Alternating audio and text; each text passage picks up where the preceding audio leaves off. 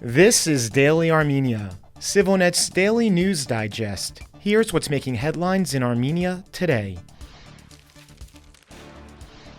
Armenia's ruling Civil Contract Party has ousted 3 opposition members from Yerevan City Council, taking the total number of expulsions at City Hall so far this year to 6. The 65-member council voted yesterday 33-0 to remove Grigor Yerevan and 33-4 with 1 abstention to eject Anush Ginosyan and Anush Khudaverdian, citing excessive absenteeism. Following the latest municipal elections last year, many opposition councillors began boycotting legislative sessions in an act of protest. But under Armenian law, elected representatives can be removed if they fail to appear at a majority of votes. The 3 expelled councillors decried their ouster as politically motivated and accused Mayor Tigran Avinyan, a close political ally to Prime Minister Nikol Pashinyan, of orchestrating the vote behind the scenes. This marks the 2nd time since Avinyan was re-elected last year that City Hall has removed opposition members. Recent years have seen a string of instances where civil contract has appeared to obstruct or undermine the democratic process after highly competitive local elections produced results favoring its opponents.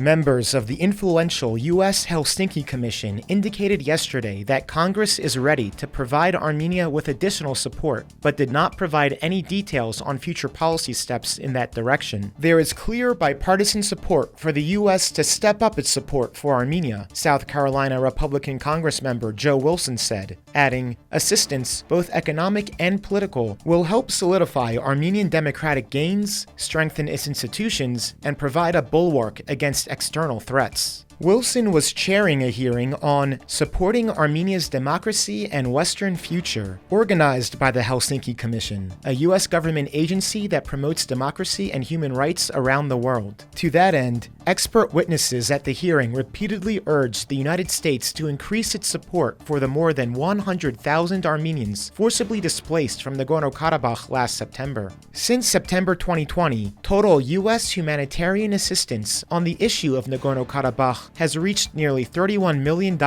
according to a USAID fact sheet from April. For his part, Maryland Senator Ben Cardin, a Democrat who co-chairs the Helsinki Commission and heads the Senate Foreign Relations Committee, expressed frustration with the state of Armenian-Azerbaijani normalization talks, specifically noting that the current draft fails to address Armenians' right to return to Nagorno-Karabakh and Azerbaijan's ongoing occupation of an estimated 83 square kilometers of Armenian territory.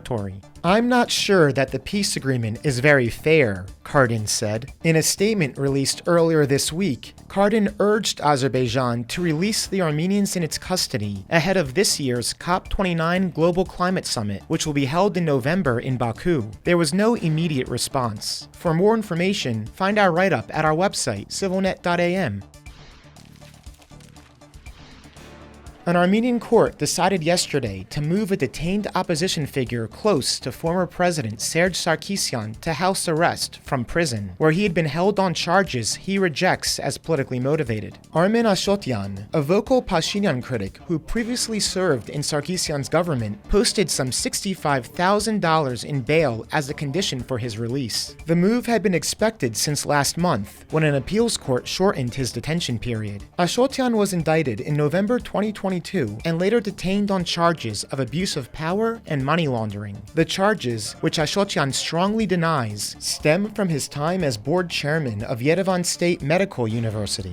During Ashotyan's tenure, investigators say the university suffered upward of $100,000 of damages as a result of controversial land deals. In addition, investigators allege Ashotyan embezzled nearly $500,000 from the university. Prosecutors later added obstruction charges to Ashotyan's indictment. The government denies any political motivation in pursuing the case, which remains ongoing.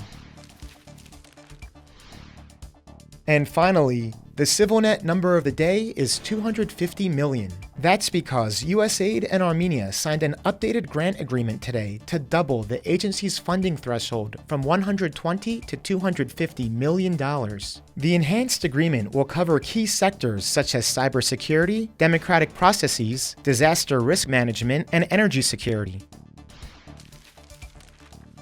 And as always, Please follow CivilNet for the latest news and independent reporting from our contributors on the ground here in Armenia.